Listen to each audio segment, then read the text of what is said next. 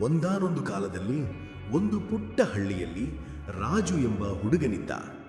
ಬುದ್ಧಿವಂತನಾಗಿದ್ದರೂ ಅವನಿಗೆ ಒಂದು ದೊಡ್ಡ ಸಮಸ್ಯೆ. ಅವನು ಒಮ್ಮೆಲೂ ಒಟ್ಟಾಗಿ ಗಮನ ಕೊಡಲು ಸಾಧ್ಯವಾಗುತ್ತಿರಲಿಲ್ಲ. ಓದಲು ಕುಳಿತುಕೊಂಡ ಕೂಡಲೇ ಅವನ ಮನಸ್ಸು ಹಕ್ಕಿಯಂತೆ ಹಾರಿ ಹೋಗುತ್ತಿತ್ತು. ಒಂದು ಕ್ಷಣ ಆಟ, ಮತ್ತೊಂದು ಕ್ಷಣ ಫೋನ್, ಕೆಲವೊಮ್ಮೆ ಹೊರಗಿನ ಗದ್ದಲ. ಒಮ್ಮೆ ಅವನ ತಂದೆ ಕೋಪದಿಂದ ಹೇಳಿದರು, ತಂದೆ, ರಾಜು, ನಿನ್ನ ಮನಸ್ಸು ಕಾಡು ಕುದುರೆಯಂತೆ ಓಡುತ್ತಿದೆ.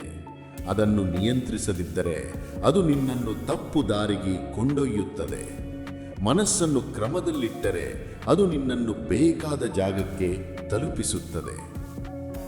ಆದರೂ ರಾಜು ಗಂಭೀರವಾಗಿ ತೆಗೆದುಕೊಂಡೇ ಇಲ್ಲ. ಒಂದು ದಿನ ಹಳ್ಳಿಗೆ ಪ್ರಸಿದ್ಧ ಗುರುಜಿಯವರು ಬಂದರು. ಬಾಲಕರನ್ನು ಯಶಸ್ಸಿನ ದಾರಿಗೆ ನಡೆಸುವಲ್ಲಿ ಅವರನ್ನು ಎಲ್ಲರೂ ಗೌರವಿಸುತ್ತಿದ್ದರು.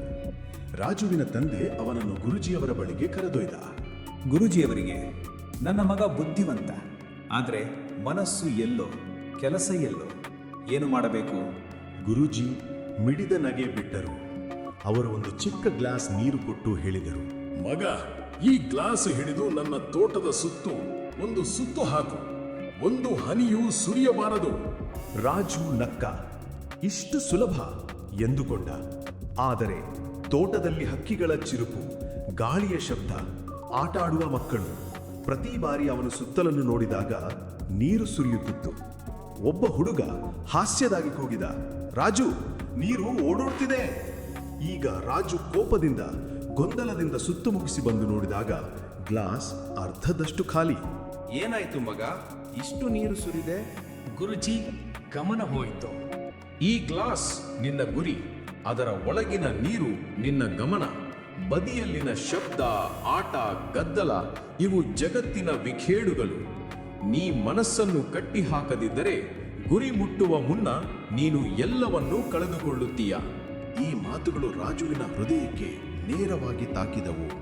ಅವನು ಮೊದಲ ಬಾರಿಗೆ ನಿಜವಾಗಿಯೂ ಬದಲಾವಣೆಗೆ ತೀರ್ಮಾನಿಸಿತು.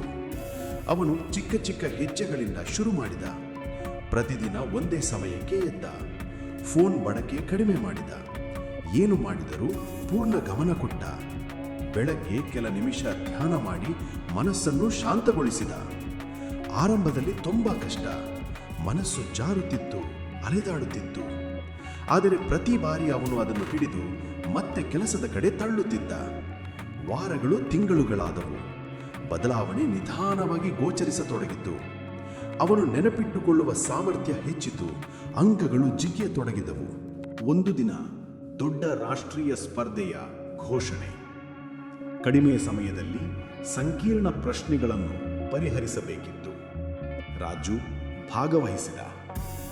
ಪರೀಕ್ಷೆಯಲ್ಲಿ ಹಲವಾರು ವಿದ್ಯಾರ್ಥಿಗಳು ನಡುಗಿದರು, ಗಾಬರಿಯಾದರು. ಆದರೆ ರಾಜು ಒಂದು ಪ್ರಶ್ನೆ, ಒಂದು ಮನಸ್ಸು. ಗ್ಲಾಸ್ನ ನೀರಿನ ಪಾಠ ನೆನಪಿಸಿ ಶಾಂತವಾಗಿ ಕೆಲಸ ಮಾಡುತ್ತಿದ್ದ. ಫಲಿತಾಂಶ ಬಂದಾಗ ರಾಜು ಮೊದಲ ಸ್ಥಾನ. ಒಂದೇ ಕ್ಷಣಕ್ಕೆ ಹಳ್ಳಿ ಸದ್ದು ಸದ್ದಾಗಿ ಹರ್ಷೋದ್ಗಾರ ಮಾಡಿತು. ನಿಜವಾದ ಗೆಲುವು ಮನಸ್ಸನ್ನು ಗೆದ್ದಾಗಲೇ ಬರುತ್ತದೆ ಮಗ. ಈ ವಿಡಿಯೋ ಇಷ್ಟವಾದರೆ ಲೈಕ್, ಶೇರ್, ಸಬ್ಸ್ಕ್ರೈಬ್ ಮತ್ತು ನಿಮ್ಮ ಅಭಿಪ್ರಾಯವನ್ನು ಕಾಮೆಂಟ್ನಲ್ಲಿ ಹೇಳೋದನ್ನ ಮರಿಬೇಡಿ.